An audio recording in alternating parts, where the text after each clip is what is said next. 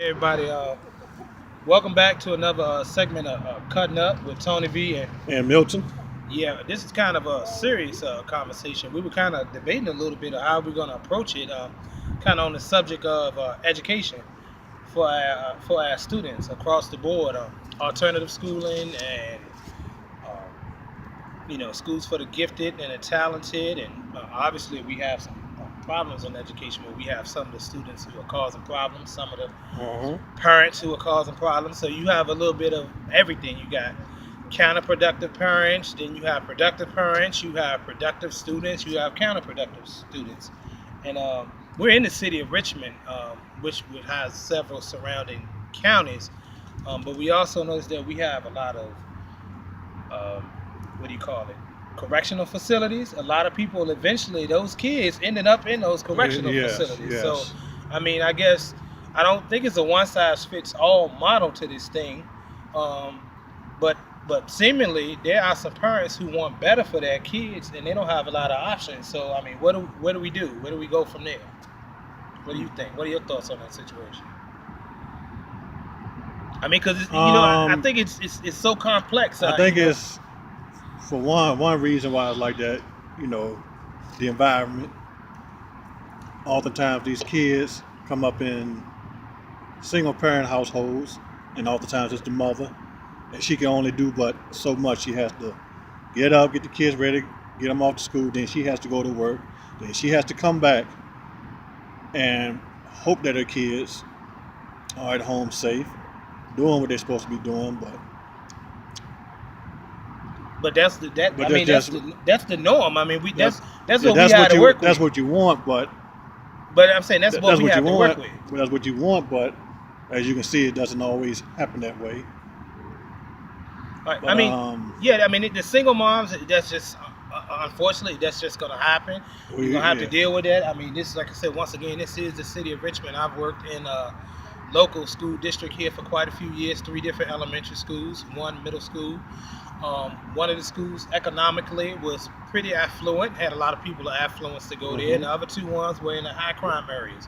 I had some discussions with some of the local school leaders about what were they going to do with some of these kids. Do they have data to track their graduation rates and tracking their school to prison pipeline? Because the reality of it is a lot of those kids are ending up somewhere. I mean, put it this way: in each building, you had dedicated teachers, you had dedicated parents, but we had some problems. And there are some dedicated single moms that want better for their kids, but a lot of times they don't have an option. Some do leave the city and go out into the surrounding counties, Uh-huh. but a lot of people don't have that option. A lot of kids with talents don't have a productive parent. So I'm thinking it's a pretty complex issue. It's not a one size fits all model, but when you know they have these inconsistencies in the city or wherever, but then in the end, obviously we failing somewhere because we have these correctional facilities that are being built. We just recently built a brand new city jail. What is going to happen? I mean, what are we going to do to kind of turn the tide on that? Because I even remember hearing Sheriff C.T. Woody said that he said, "Put me out of a job," because he was getting to the point where he was getting tired of it. Do we have any plans for that? I mean, or is it just it is what it is? I do find it interesting what you just said, building a new city jail with money that could be used for things like, I don't know, maybe like scholarship programs. Um, but there are some students that do want to go off to college, Yeah, but just don't have the resources for it. Right. That money could be used to give out scholarships. Right. Or what else I can say? Yeah, scholarship, or develop a scholarship, something like that. My question. Or invest, because I've been inside schools here in Richmond and out in the counties. Let's face it, RPS do not have the resources like the surrounding counties.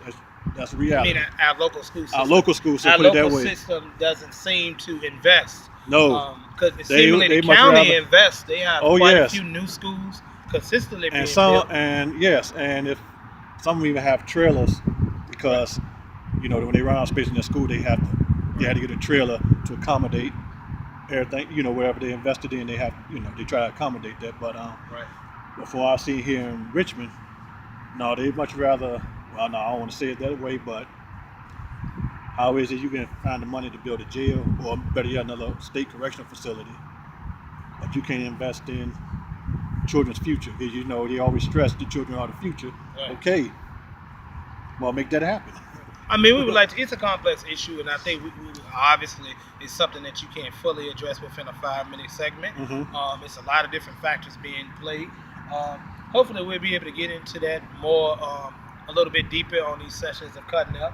I was speaking to a parent out here a couple of days ago on one of our other segments. Wanted to speak with her. She's unable to speak to at this moment, but hopefully we will talk to her because I would love to have the parents' perspective on what are we going to do to invest in these kids. Hopefully we can come up with some solutions to kind of reduce that school to prison pipeline, and also for some of those parents that want better for those kids and can't just up and move into a better locality. Hopefully the city leaders are paying attention and will make those investments. I won't say your names, but I know who you are. I've had some discussions with you guys before. So, and I hope somebody is paying attention to this video that I will be posting. But other than that, on to some more lighter subjects. Okay, we're gonna be right back. Brief intermission. From a brief intermission. All right, see you then. All right, see you soon.